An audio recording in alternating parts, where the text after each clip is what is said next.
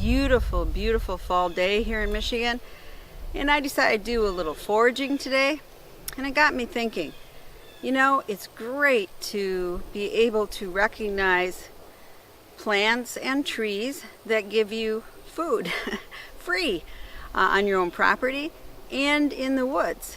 And for me, it's a continual learning experience. This is the first year I've ever found hickory nuts, and I was pretty excited. And of course, I have foraged for other things, and I'll share those with you in a minute. But please, if you have children, grandchildren, neighbors, take them out in the woods. It's really fun for looking things. Maybe you're looking for fall mushrooms. I still have to learn about those. I know spring mushrooms, but I don't know fall. And I don't want to poison my husband. So, I haven't gotten any mushrooms, but I have found other things. And for some reason, when you find the food yourself and pick it off the ground or wherever you get it, it just tastes better. But it is such a great skill to share with others. I think our grandparents, maybe our parents, always knew what was in the woods, the bounty that was there, but I think generations are losing that. So I think it's very, very important to learn about food-giving plants and trees in your area and to share it with others. So here's what I'm doing. So I'm hoping you can see this on the ground. They're little tiny cherries. This is a wild cherry, and it's the most it's ever dropped, this cherry tree. I mean, it completely litters our driveway.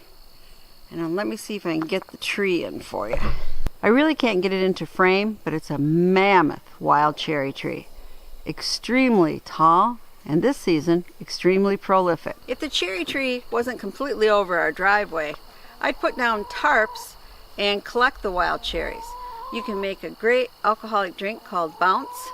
It's something the settlers used to make. And of course, you could also make a jam from it. Although these wild cherries are mostly pits, and they aren't sweet like we're used to for cherries. But they do grow in abundance. Right in our yard, we have a lot of wild cherries, but also in the woods. So look for them this time of year. I'm standing next to our heart nut, and I planted this, gosh, it might have been 5 years ago. I'm not sure. But it's gotten pretty tall. It has a sister planting over there. And I'm hoping in next year, or the next couple years, we'll actually get our own heart nuts. And they're really like walnuts. But until I do harvest black walnuts. I'm lucky enough that they fall into the road right near my house from a neighbor's tree who doesn't ever harvest the black walnuts. So I just take a bag and gather up a whole bunch and process black walnuts. But that is quite a job, and boy, do your hands get brown. And of course, you often come across a crabapple when you're walking, and you might have some in your own yard. They make great, I use my juicer, and they make great crabapple juice. You do have to add a lot of sugar, or you can make crabapple jelly. It also makes a great natural pectin. This is a shagbark hickory tree. See how it's shaggy? Oops, I didn't mean to pull it off, but you see how it's loose?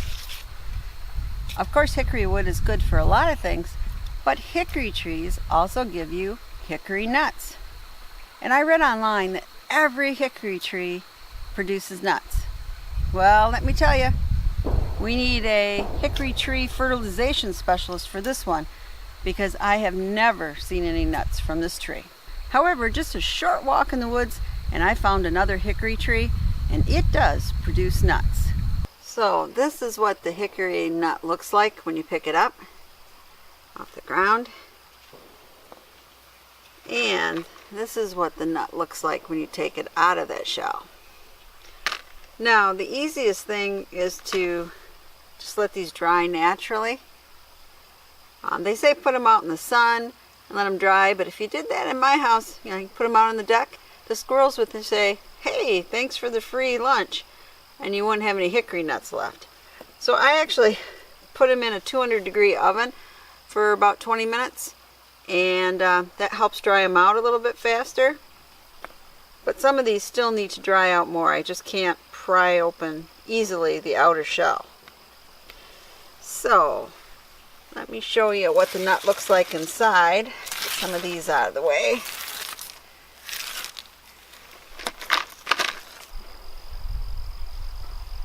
We'll try to crack this one open.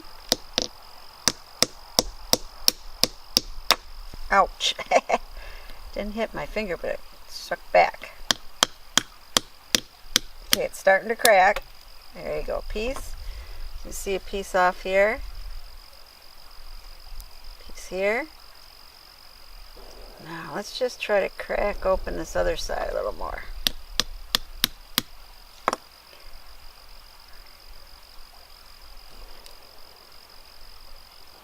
Okay. Now, I hope you can see that, but that's the perfect way to do a hickory nut. See, you have a whole half. And you know what I'm going to do with that whole half? That's right, I'm going to eat it. Delicious.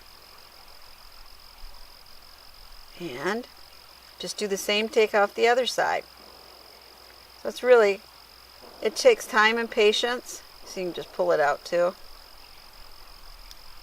The other thing you can really do though, I mean you want to do a whole bunch of these at once, but you can use a black walnut cracker.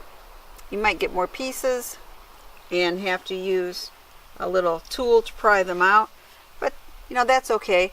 That's what I do with the black walnuts. I actually sit in front of the TV and while I'm watching something and actually take them out of their little compartments. So hopefully I'll be finding a lot more hickory nuts. Well, I hope you enjoyed my little foraging episode, and I'd love to know, what are you foraging for this fall? Please put it in the comments below. And as always, thank you so much for subscribing and sharing the knowledge. Thumbs up if you like this video. Remember, I want to hear what you're getting in the woods or in your surrounding area.